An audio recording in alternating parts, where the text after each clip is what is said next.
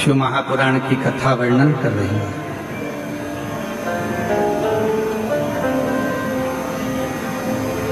ब्रह्म में न पढ़कर भगवान शिव के प्रति अपने मन को केंद्रित। एक बार भगवान श्री गणेश जी महाराज और भगवान श्री षडानंद कार्तिकेय जी भगवान देवादिदेव महादेव माँ जगत जननी के साथ विराजमान है और वहां आ जाते हैं।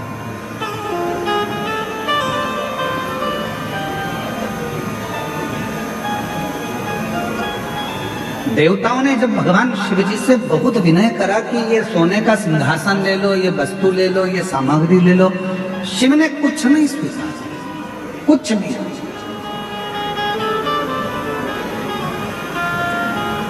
तब भगवान देवादिदेव महादेव ने केवल देवता जब देने के लिए आए तो उनसे फल स्वीकार किया।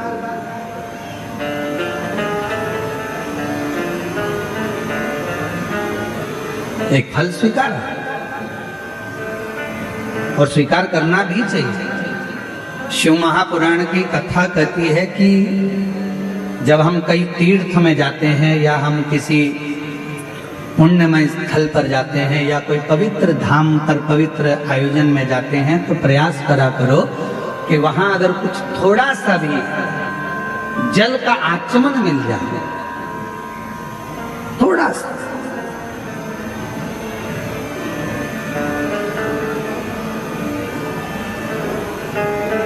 अच्छा, आप लोगों में से कितने लोग हैं जो मंदिर जाते हैं भगवान के?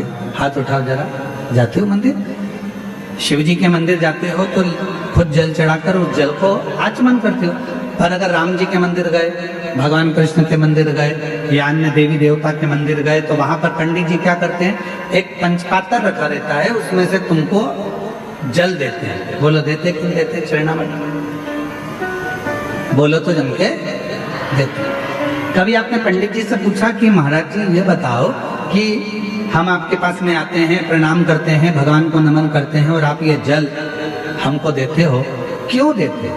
इसका कारण क्या है? इस जल की महिमा क्या है? इस जल का अच्छा कारण क्या है? पंडित जी से पूछो।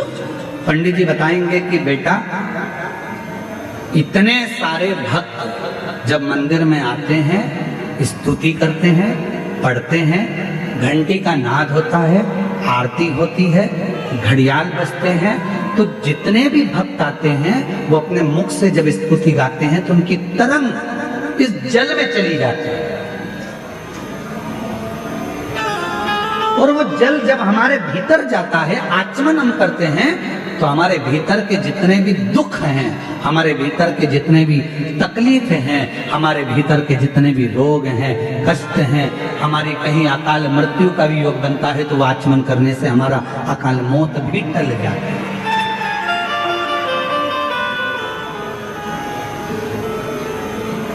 हमारे भीतर के सारे दोष समाप्त होते चले। उस जल में इतना बल उत्पन्न हो जाता है।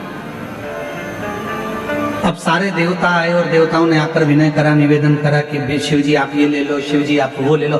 शंकर जी ने कुछ नहीं लिया, शिव जी ने केवल एक फल, भगवान शंकर ने केवल एक फल लिया, केवल एक फल, जो भगवान देवादिदेव महादेव के पास में।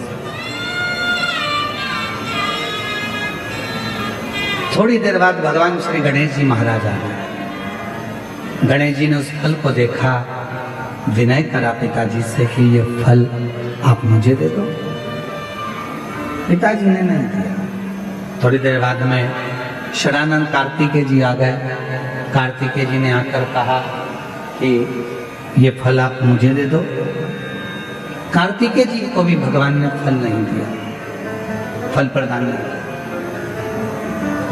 माँ जगत जननी अम्बा जगदम्बा ने कहा कि तुम्हारे दोनों पुत्र फल मांग रहे हैं और आप नहीं दे रहे। शिव जी कहने लगे ये वो फल है जिसको मैं आधा नहीं कर सकती।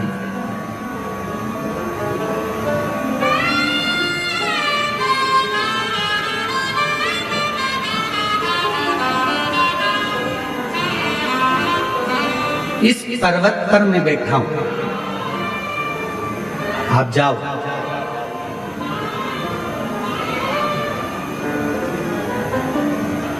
जो पृथ्वी की परिक्रमा कर कर पहले आएगा, ये फल उसको दे दिया गया।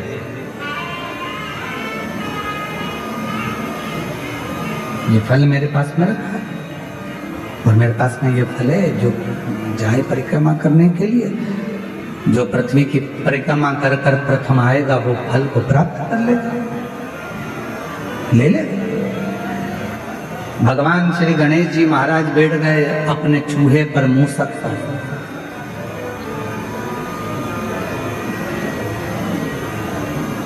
गणेश जी से सीखना चाहिए, शरीर इतना बड़ा है और बैठे काय पर है, जम के बोलो चूहे पर।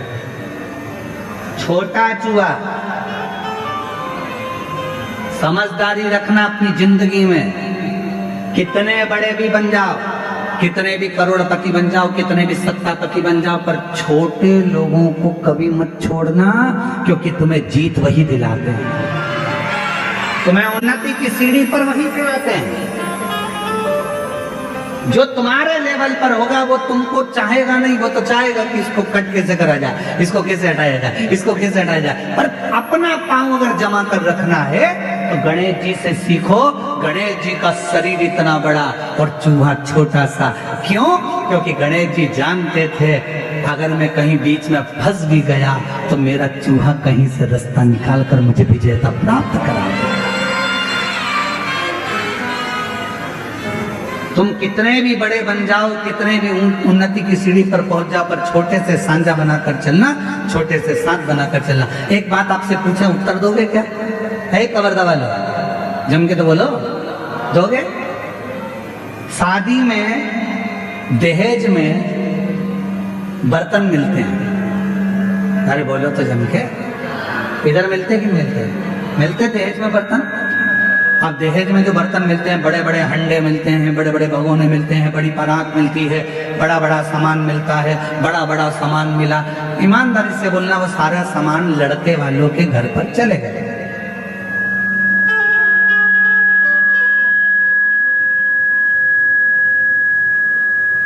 और वो पूरा सामान लड़के वालों के घर पर गया।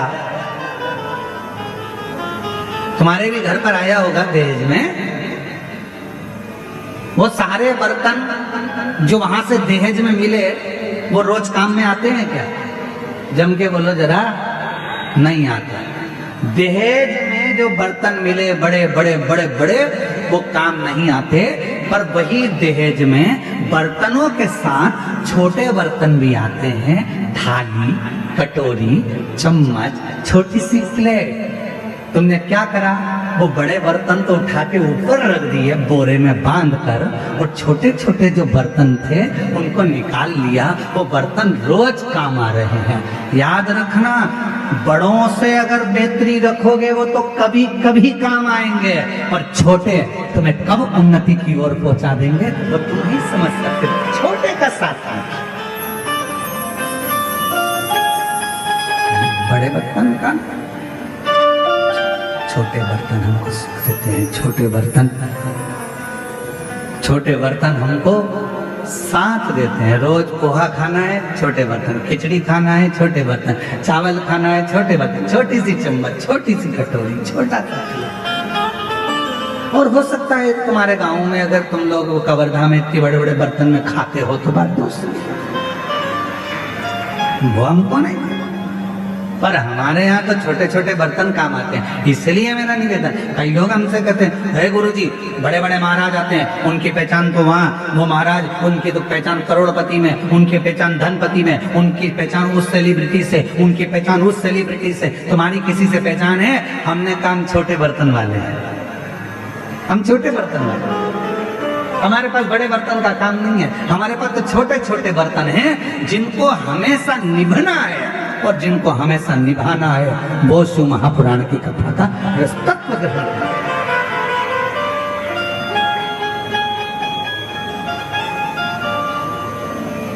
मेरे शंकर भगवान के पास में बड़े बर्तन नहीं है, मेरे शंकर भगवान के पास सब छोटे बर्तन। जितने देवता हैं भगवान नारायण के पास में गरुण जी हैं, वरुण जी हैं, ये हैं, ब्रह्मा जी के पास में ये हैं, और ये हैं इंद्र के पास में ये हैं, और शंकर जी के पास में कोई बड़ा नहीं है। शंकर जी के पास में तो डाकनी, पिशाचनी, चुड़ैल, भूत, भयंकर सब। जिनको किसी ने नहीं पूछा उनको शंकर जी ने पूछा, जिनको कोई नहीं माना उनको शंकर जी ने माना। किसी ने कहा तुम्हारे हमारे देवताओं के पास जो पार्षद हैं वो प्रबल हैं, और शंकर जी के पास तो ये डाकनी, पिशाचनी, चुड़ैल, भूत, भयंकर, ये इनमें क्या बल होगा, इनमें क्या दम होगी। शंकर भगवान ने कहा दिखते कमजोर हैं पर होते बलवान, होते बलवान।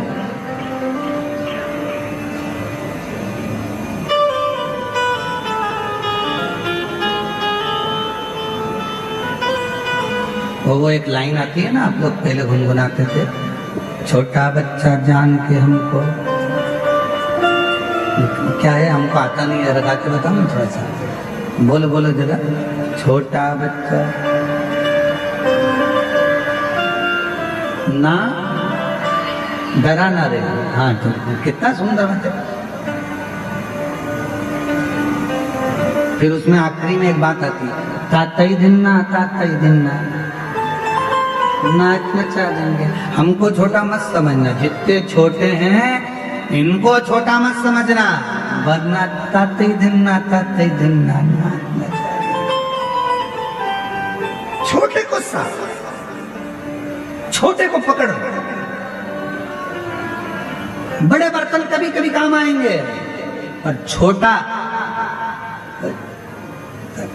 शादी में, चलो और सरल भाषा में समझ लो, शादी हो रही तुम्हारी लड़की की, तुम्हारे लड़के की। बहुत पैसे वाले रिश्तेदार को बुलाना और बहुत छोटे रिश्तेदार को बुलाना। जो पैसे वाला रिश्तेदार होगा आएगा, लिफाफा पकड़ाएगा और चला जाएगा, और छोटे छोटे जो रिश्तेदार होते हैं वो तो खाना भी परोसेंगे, दरी भी उठाएंगे, काम भी करेंगे, संभालेंगे भी, समझाएंगे भी, और वो पूरी शादी करने के बाद आखिरी में खाना वाना खा के फिर कहकर जाएंगे, चाची जी अब जाऊं, काका जी जाऊं, काम हो गया, और अगर जरूरत पड़े तो बुला लेना, मैं आ जाऊंगा। छोटा कहेगा कि मुझे बुला लेना, छोटा कहेगा मुझे बुलाना, मैं आऊंगा, खड़ा रहूंगा, संभाल लूंगा, और बड़ा फोन लगा लगा करेगा, सब आ रहे हो क्या, सब आ रहे हो क्या, सब आ रहे हो क्या, आऊंगा। छोटे को